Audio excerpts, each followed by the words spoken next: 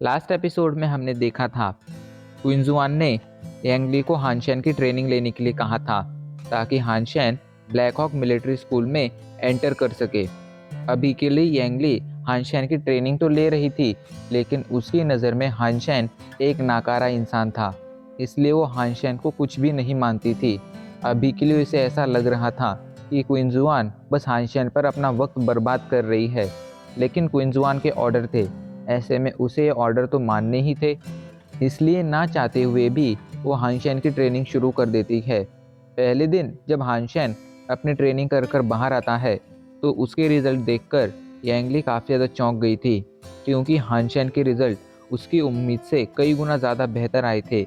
इस वजह से उसे लगता है कि हानशेन ने चीटिंग की है, इसलिए वो हानशेन की ट्रेनिंग को और ज़्यादा इंटेंस कर देती है।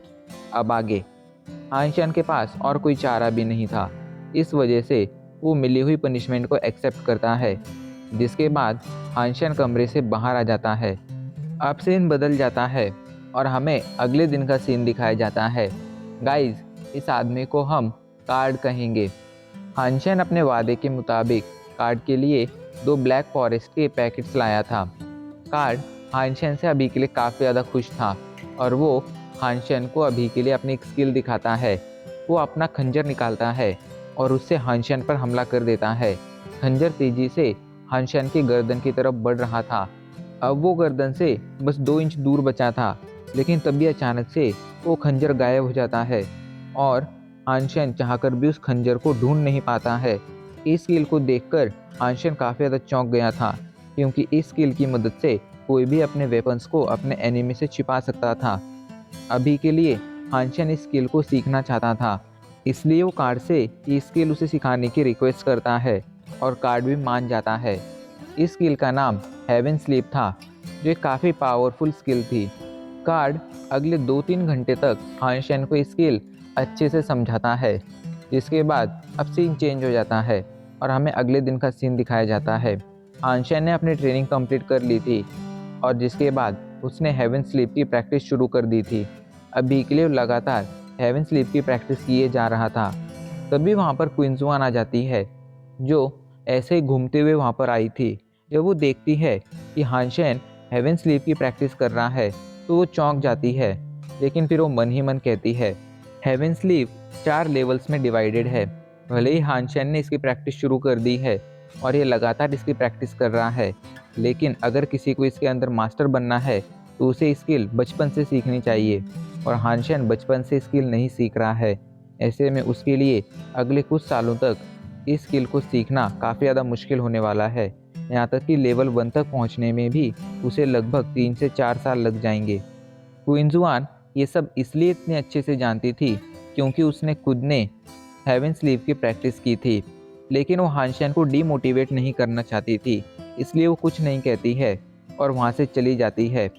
इधर अगले दिन हमें पता चलता है कि क्विंजुआन ने पिछले दिन हुई बैटल में शैंटियान को हरा दिया है और अभी के लिए क्विंजुआन और कॉइन ये दोनों फाइनलिस्ट बन चुके हैं। फाइनल राउंड में इन दोनों के बीच बैटल होने वाली है और सभी लोग अभी के लिए इस बैटल को देखने के लिए काफ़ी ज़्यादा एक्साइटेड थे।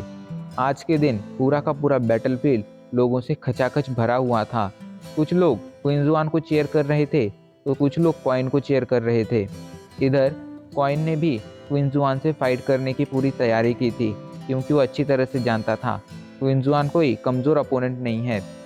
क्विंजुआन और कॉइन दोनों ही अनाउंसमेंट के बाद बैटलफील्ड पर आ जाते हैं, लेकिन इससे पहले कि उनके बीच फाइट शुरू होती, क्विंजुआन कहती है कॉइन, मैं तुमसे कुछ शर्त लगाना चाहती हूँ, बोलो क्या तुम में इतनी हिम्मत है कि तुम मुझसे वो शर्त लगा सको।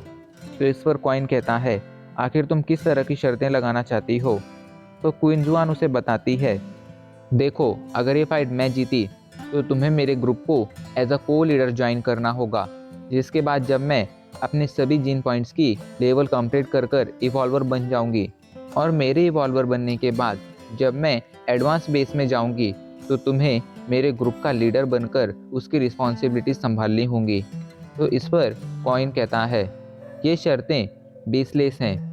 तो इस पर क्विंजुआन पूछती है आखिर क्यों। तो इस पर कॉइन कहता है इसके पीछे 2 रीज़न्स हैं। पहला रीज़न, तुम इस फाइट में मुझे नहीं हरा पाओगी। और दूसरा रीज़न, मैं तुमसे पहले ही अपने जीन पॉइंट्स की लेवल कंप्लीट कर लूँगा और रिवॉल्वर बनकर तुमसे पहले एडवांस बेस में ट्रांसफ़र हो जाऊँगा। ऐसे में तुम्हारी ये शर्तें बेसलेस हैं। ये बात सुनकर क्विंज़वान गुस्सा नहीं होती है और कहती है, ठीक है, तो हम एक दूसरी शर्त लगाते हैं। अगर इस फाइट में मैं जीती तो तुम्हें मुझे अपनी रियल आइडेंटिटी बतानी होगी। तो फिर कॉइन कहता है, ठीक है, और अगर इस फाइट में मैं जीता तो तुम्हें मुझे एक एस जोन लाइसेंस देना होगा। इस पर क्विंज़वान भी मान जाती है। तभी अनाउंसमेंट होती है और उन दोनों के बीच फाइट शुरू हो जाती है। फाइट शुरू होते ही क्विंज़वान अपने स्केर्ड ब्लड रैंक का weapon poison heart butterfly dagger बाहर निकाल लेती है। अभी के लिए उसके हाथ में जो खंजर आया था वो जहरीला भी था, इसलिए हानशैन को उससे डील करने में थोड़े चैलेंजेस फेस करने पड़ सकते थे। हानशैन भी जवाब में जल्दी से अपने पास मौजूद उस शुराकी स्वॉर्ड निकाल लेता है और उन दोनों के बीच फाइट शुरू हो जाती है। हानशैन उस पर हमला करने जाता है, लेकिन क्विंज़वान आसानी से उसके हमले को डॉज कर देती है। उसकी स्पीड सच में काफ़ी ज़्यादा कमाल की थी। हानशैन उस पर और भी कई सारे हमले करता है, लेकिन क्विंज़वान आसानी से उसके हमलों को डॉज कर देती है। तभी हानशैन एक जगह पर रुक जाता है और क्विंज़वान को लगता है कि हानशैन थक गया है और वो हानशैन पर हमला करने जाती है। पर तभी कॉइन हल्के से मुस्कुराता है और उस पर एक पावरफुल काउंटर अटैक कर उसे दूर ढकेल देता है। उन दोनों की फाइट लगातार जारी रहती है और वक्त के साथ और ज़्यादा इंटरेस्टिंग होती जाती है, लेकिन किसी ने भी अभी तक अपने कोई कमाल की स्किल नहीं दिखाई थी। दोनों को देखकर यही लग रहा था कि दोनों नॉर्मल फाइट कर रहे हैं। अभी के लिए सभी को यही लग रहा था कि क्विंज़वान बस हानशैन के हमलों से बच रही है। पर एक इंसान ऐसा था जो ये जानता था कि क्विंज़वान अभी के लिए कॉइन के हमलों से बच नहीं रही है, बल्कि वो atomic fusion martial art technique की प्रैक्टिस कर रही है। Atomic fusion martial art technique एक हाइपर जीन आर्ट थी और इसकी खासियत ये थी कि ये अपने यूज़र को कमाल की पावर प्रोवाइड करती थी, जिससे उसका स्टैमिना काफ़ी ज़्यादा बढ़ जाता था। यांगली ध्यान से क्विंज़वान और कॉइन दोनों को ऑब्जर्व कर रही थी, इसलिए वो समझ गई थी कि क्विंज़वान बस अभी के लिए जल्द से जल्द कॉइन को एग्जॉस्ट करना चाहती है। वो चाहती है कि जल्द से जल्द कॉइन का स्टैमिना खत्म हो जाए, जिसके बाद वो कॉइन को वहीं पर हरा दे। अभी के लिए बाकी लोगों को ये बात समझ नहीं आई थी, पर यांगली और शेंटियान ने ये बात समझ ली थी। वो लोग अभी के लिए फाइट को और ज़्यादा इंटरेस्टिंग होता हुआ देखते जा रहे थे। लेकिन ऐसे ही लगभग 1 घंटा बीत जाता है। 1 घंटा बीतने के बाद भी अभी भी ये देखकर बिल्कुल नहीं लग रहा था कि कॉइन कहीं से थका हुआ है। उल्टा ऐसे लग रहा था कि जैसे कॉइन के अंदर अभी भी उसकी पूरी पावर बची हुई है। ये देखकर तो क्विंज़वान भी शॉक थी। वहीं जब कॉइन उसके शॉक्ड एक्सप्रेशन देखता है तो वो कहता है, तुम यही सोच रही हो ना कि आखिर इतनी देर तक फाइट करने के बाद भी मेरा स्टैमिना क्यों खत्म नहीं हुआ? तो क्विंज़वान, ये एक राज की बात है जो तुम कभी नहीं जान पाओगी। असल में हानशैन ने अभी के लिए अपनी आइस जेट स्किन को एक्टिवेट कर दिया था। इस वजह से उसकी बॉडी का टेम्परेचर काफ़ी कम हो गया था एंड इसी वजह से उसका पावर एग्जॉशन भी काफ़ी कम हो गया था। एंड यही रीज़न थे जिसकी वजह से इतनी देर तक फाइट करने के बाद भी वो रिफ़्रेश फील कर रहा था। उसे बिल्कुल भी थकान नहीं हो रही थी। आइस जेट स्किन ने उसका स्टैमिना काफ़ी ज़्यादा बढ़ा दिया था, इसलिए उसे अपने स्टैमिना खत्म होने की बिल्कुल भी चिंता नहीं थी। अभी के लिए बस कॉइन और क्विंज़वान ही जानते थे कि कॉइन बिल्कुल भी कमज़ोर नहीं पड़ा है, लेकिन जो भी लोग ये फाइट देख रहे थे उन्हें तो यही लग रहा था कि कॉइन वक्त के साथ कमज़ोर होता जा रहा है।